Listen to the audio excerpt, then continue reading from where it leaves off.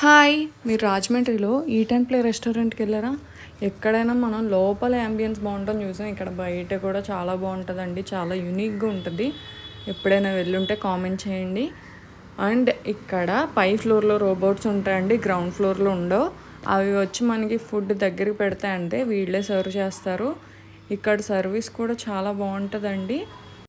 నేనైతే ఇక్కడికి 4 years back వచ్చానండి. అప్పటి నుంచి రాజమండ్రి వెళ్తే ఈట్ అండ్ ప్లేకి వెళ్ళాలని చెప్పిస్తూనే ఉన్నాను. అయితే ఫైనల్గా ఇప్పటికి వచ్చానండి. ఇక్కడ నా బాధ అంతా మా టేబుల్కి టీవీ ఇవ్వలేదని. ఓన్లీ పెద్ద టేబుల్స్ వాళ్ళకి మాత్రమే టీవీ.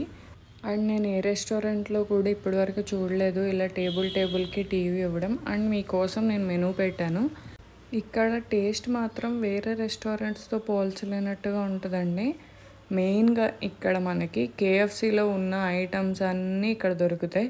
బర్గర్స్ కానీ, వింగ్స్ కానీ, స్ట్రిప్స్ కానీ అన్నీ చాలా బాగుంటాయి కేఎఫ్సీ కంటే, విత్ బెటర్ ప్రైజెస్ అనమాట. అండ్ ఇక్కడ డిజర్ట్స్ అయితే ఏ రెస్టారెంట్లో ఇంత మంచి డిజర్ట్స్ ఉండవండి. Donuts, cup cakes, brownies, ice cream cakes చాలా ఉంటాయి. మీరు మాత్రం పక్కా వెళ్ళి ట్రై చేయండి. రోబోట్ మా టేబుల్కి ఫుడ్ తెచ్చేసిందండి. వాళ్ళే సర్వ్ చేశారు. నేను ప్రస్తుతానికి వెజ్ కాబట్టి చిట్టినాడు బిర్యానీ అండ్ పన్నీర్ మెజెస్టిక్ చెప్పుకున్నా.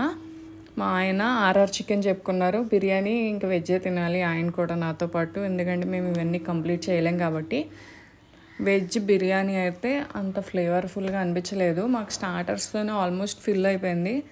అండ్ మీకు ఫేవరెట్ రెస్టారెంట్ ఏదో కామెంట్ చేయండి. అండ్ ఊరి పేరు కూడా కామెంట్ చేయండి, ఆ రెస్టారెంట్ ఎక్కడుందో.